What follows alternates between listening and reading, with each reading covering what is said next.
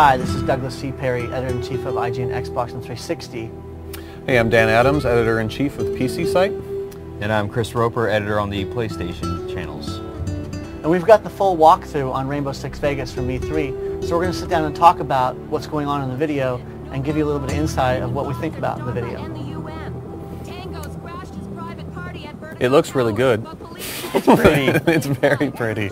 I think it looks a lot better than Ghost Recon. Maybe, Doug said it before, maybe it's just the lights, I'm not sure, but it's the lighting is fantastic. Obviously it looks just like Vegas. It's pretty impressive. Yeah, there's some nice lip syncing here, and the conversation between all the characters, which you'll see through the whole demo, is generally very, very smooth, and Rocket just took out some sort of tower, and so the team kicks into action, and they're going to land on the roof here.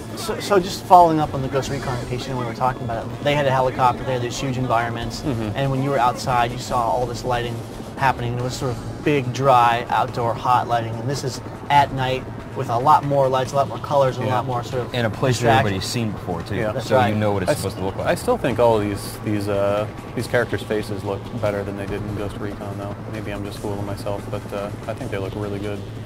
Yeah, well, the whole video looks good. I mean, I totally agree. I mean, when we first saw this video, we were totally psyched, and then we saw that 10-minute demo. Was like, whoa, this is going to be great. Here you're getting the first look at the third-person stuff in the game now, which wasn't in there before. If you get up to a wall, like a little cabinet or whatever, like a shelf, you'll shift into third person mode where you can shoot over the guy's shoulder, get a view around the corner, which you couldn't really do that before. So it makes this is the first hint that this game looks to play a lot smoother than the last games did. Yeah, it's kind of good to see that transition right there too to first person after you get off the wall. It's actually pretty quick, and like it's not disorienting like you might expect it to be.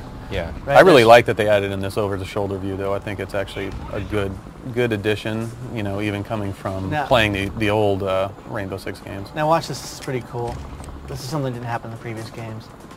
Takes out a little silencer, puts it on the gun, and it looks like you might be able to enhance your gun and do a lot of things. You can bring extra stuff along this time instead of just having to pick, what you're going along with.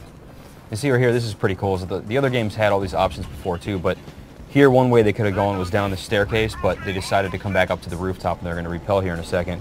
Whereas if they'd gone down, they figured somebody might be guarding the staircases, so they'll take the road likely less traveled. So that's a nice view right there. And repelling's been done in other games before, but here I think what they're doing is they're allowing you to be able to rappel down several different kinds of structures, outside or inside, but also shoot and aim.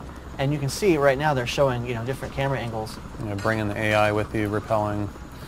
And this is gonna, like, right here when I saw this, I'm like, oh, multiplayer is gonna be fun, because not only is this gonna be good in co-op, but it's gonna be good in multiplayer too, assuming that they put this like so you can actually have a little competitive multiplayer going on, and you start hanging upside down and shooting people. Yeah. So here's the upside down part. You can see the guy taking a different position to get so the enemies can't see him. And you can see the animations are fantastic. Pop. They're bouncing. That's awesome. Their knees are bending. There's a lot of different animations. They break through the window there. Dan was mentioning this earlier. We do wonder about the AI noticing stuff like that, like if you're making a bunch of noise breaking through the windows.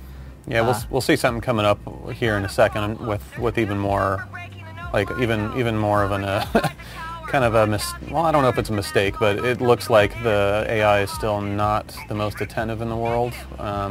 Well, we'll get to that in a second, but yeah, that's probably one of the main concerns we still have, is just how good the AI is actually going to be. So a little bit like Ghost Recon again, you see the little cross-comm come up, and you can see information, and you can see different perspectives.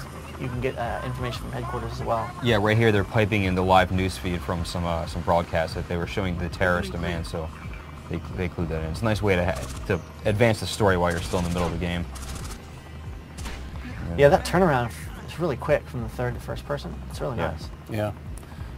You can see the really nice animations also of the guys clearing the room, running in. It's obviously been worked on quite a bit. So you also know a little chug here. Obviously, this is an E3 demo, so it's not completely done. There's going to be a whole lot more work done on it. So you do notice some. And here's this is the brand new snake cam.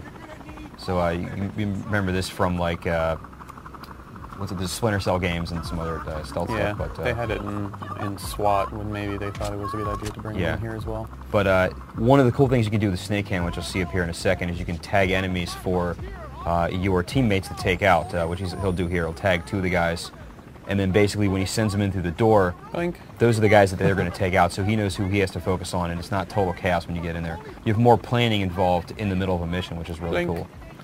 So yeah, those 2 guys are tagged, so now he can say, you know, clear the room, here they come in, they start shooting, and you can pop in and try to kill some folks. Yeah. Lots of stuff flying around. You know, obviously this game has gotten an amazing visual update with just, you know, the amount of junk all over the place. You can see that helicopter, for instance, blaring the light in there and actually kind of hurting your eyes while you're watching. Now here's what I was talking about before with the AI. So you just went in this room, threw a grenade, and like shot all these people, and here's another dude just hanging out in the next room. Obviously he would have heard, you know, all of these explosions and come looking.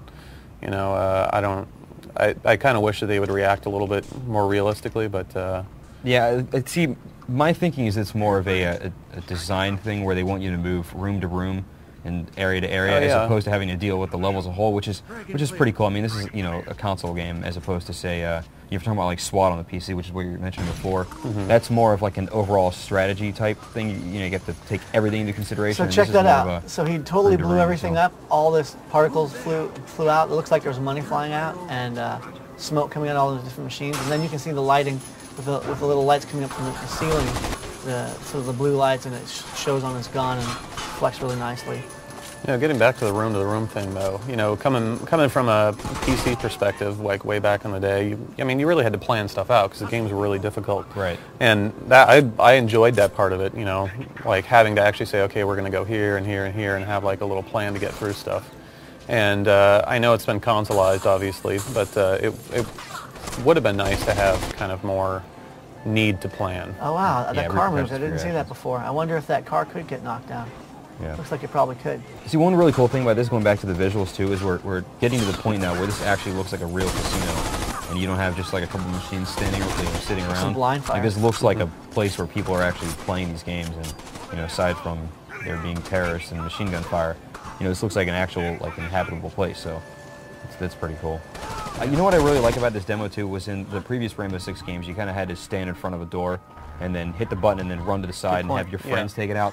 Now you can open the door without worrying about getting shot and then come around the corner and take somebody out. So like, again, like I said in the very beginning, this game looks to play a lot smoother, a lot more naturally than the last games did, which is one of the main things I'm looking forward to. Here we're seeing some of the new animations and just interactions between hostages and terrorists, and they're a lot better now also. It's it just creates a new sense of realism. Yeah, you can hear the hostages and terrorists talking back and forth between each other. Like the guy, some dude is building a bomb or whatever it was here, and they want to get the weapon from him, and they have this, you know, short conversation about, you know, like, be careful, you don't know what this is capable of, and the terrorists are saying, you know, just give it to us anyway.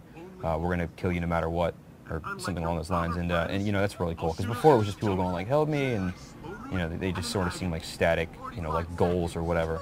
And now they actually have personality to them, I guess. So, you know, that's pretty cool. I mean, if you got to be saving somebody, you might as well have a feeling that they're actually alive. So, yeah. Here he is tagging people again, and you'll hear him just say, weapons free, and down come his friends to do most of the damage.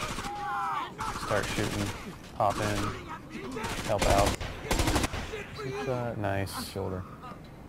And then this is basically the end here. This is like the WoW, like last second David Fincher ending, and you're like, Right, they notice the bombs, Yeah, they see everything's going to go off, and then they turn around. Like, look out. And when you look out the There's window, the one, two. you can actually see a huge amount of Las Vegas.